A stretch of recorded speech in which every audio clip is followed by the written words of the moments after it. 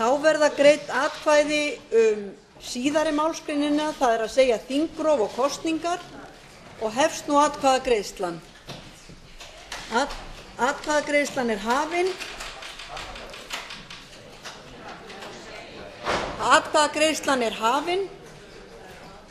Atkvæðaskýring. Háttvirtur þingmaður Bjarni Benediktsson gerir grein fyrir atkvæði sínu. Voru það fleiri? Tveir.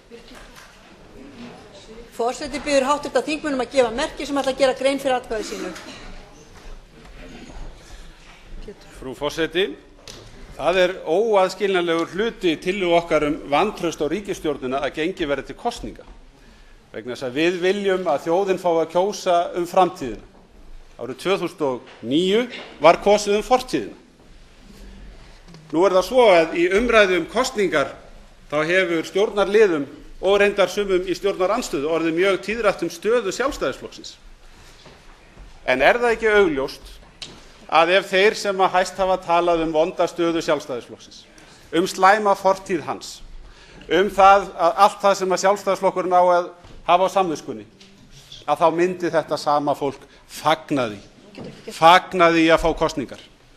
Staðreynd málsins er sú að þetta fólk sem mest hefur talað Sjálfstæðisflokkinn, það trúir ekki einu einasta orði sem það sjálft hefur haft hér í ræðustól. Vegna þess að það skín í gegn að í þeirra málflutningi er gengið út frá því að eftir kosningar myndi Sjálfstæðisflokkurinn taka við.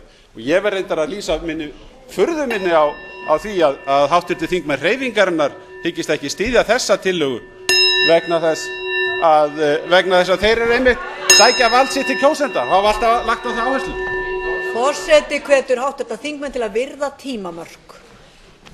Þá tekur til máls og gerir grein fyrir atkvæði sínu háttvirtur þingmaður Birgitta Jónsdóttir. Hvaða völd? Forseti.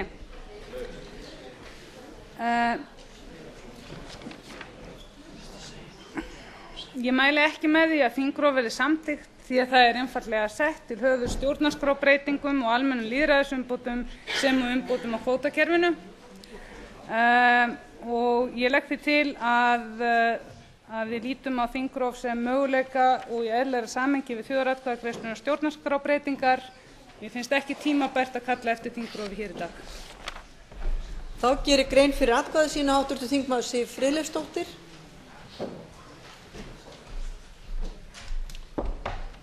Virðulegur forseti, ég styð ekki þingrof. Ríkisstjórnin hefur nú staðið af sér vantrauststillöguna, þannig að það er svo sem ekkert sem mælir með þingrofi líka af þeim ástæðum.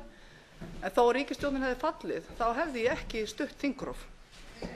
Ég tel að það komi ekki til greina að kalla hér pólitískan óstöðuleika yfir landið. Það þarf að efla hér pólitískan stöðuleika, það þarf að efla hann og það er ekki gert með þingkosningum. Það var kosið árið 2007 og þá var kosið árið 2009. Það er ekki 2 ár síðan það var kosið. Á að kjósa aftur? Ég segi nei. Það er miklu nærtækara að raða upp nýrri ríkisstjórn eins og ég fór yfir hér í fyrri útskýringu minni. Þess vegna segi ég nei við þessari tillögu og við þessi tímamót sem hér hafa orðið í kvöld er mjög brýnt að vera einum að snúa bökum saman hér á þessari samkundu og koma þessu samfélagi áfram og förum upp úr þeim skotgröfum sem að hér hafa verið allt of djúpar. Ég segi nei. Þá gerir grein fyrir atkvæði sínu að lokum háttvirtur þingmaður Pétur H. Blöndal.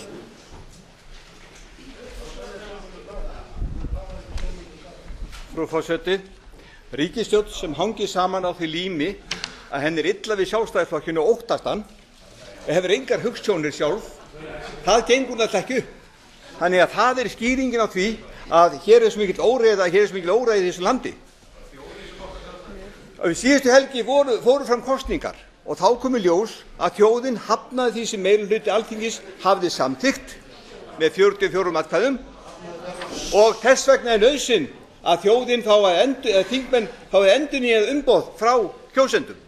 Það er mjög nauðsynlegt að það gerist og það að auki eitthvað óreiðuna eykur ekkert óreiðuna því hún er búin að vera allan valdatíma þessara ríkisstjórnar sem hangir saman á þessu lími sem er Sjálfstæðisflokkurinn.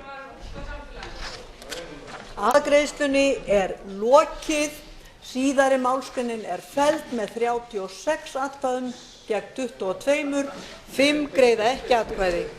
Báðar málsgreinir tillögugreinarinnar eru fallnar og tillagan þar með fallin. Fleira liggur ekki fyrir þessum fundi. Til nýs fundar verður boðað með dagskrá. Hann hefst klukkan 10:30 í fyrramálið. Fundinum er slitið.